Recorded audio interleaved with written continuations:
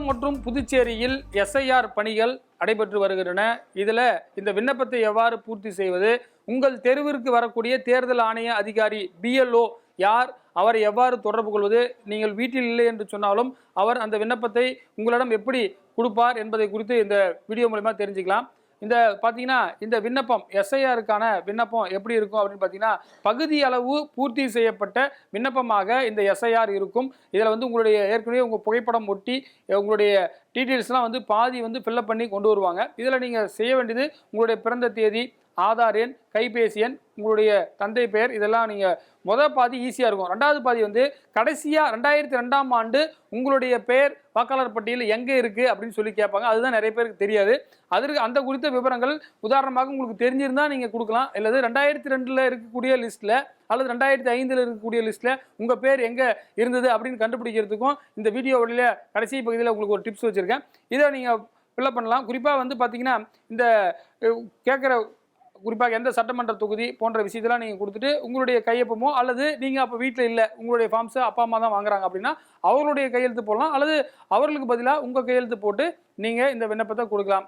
சரிங்க, இப்போ வந்து எங்கள் ஏரியாவுக்கு வரக்கூடிய இந்த தேர்தல் ஆணைய அதிகாரி யாருன்னு எனக்கு தெரியல, அவர் எப்படி தொடர்பு கொள்ளணும் அப்படின்னு சொன்னால் ஈஸியாக நீங்கள் மொபைல் மூலியமாகவும் ஆன்லைன் மூலியமாக தெரிஞ்சுக்கலாம். அதற்கு தேர்தல் ஆணையத்துடைய ஒரு செயலி இருக்கிறது, ஓட்டர்ஸ் ஹெல்ப்லைன் என்ற ஒரு தேர்தல் ஆணைய செயலியை டவுன்லோட் செய்துக்கணும். அதற்கு பிறகு உங்களுடைய வாக்காளர் அடையாள அட்டை எண் இருந்தாக்க அந்த எண்ணை போட்டு நீங்கள் கொடுத்தீங்கன்னா உங்களுடைய BLO யார், உங்களுடைய தேர்தல் அதிகாரி யார் அப்படின்ற விவரம் வந்துடும். உதாரணத்திற்கு நாங்கள் ஒரு தொகுதியை இப்போ போட்டோம், ஒரு வாக்காளர் அடையாள அட்டை போட்டோம்னா அவருடைய BLO மொபைல் நம்பர் வந்துருச்சு.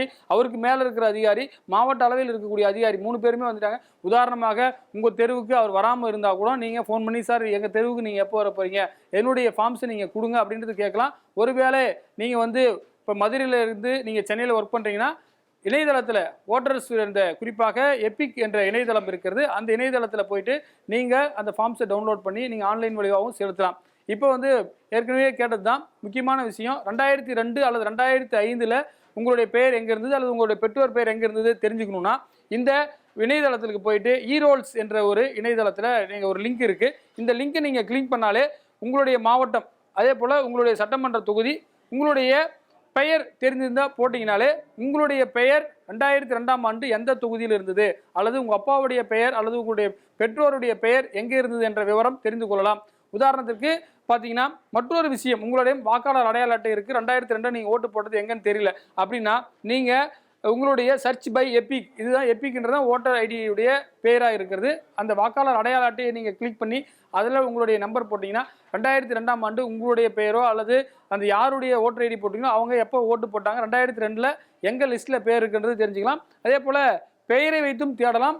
உங்களுடைய பாகம் வாரியாக உதாரணத்துக்கு சட்டமன்ற தொகுதியில் 250 பூத் இருக்குன்னா 250 பூத்தில் இருக்கக்கூடிய வாக்காளர் பட்டியலும் 2002 2005 விஷயம்னா ஆதாரமாக எடுத்துக்கொள்கிறார்கள். எனவே அது குறித்து தெரிந்து கொள்ளலாம்.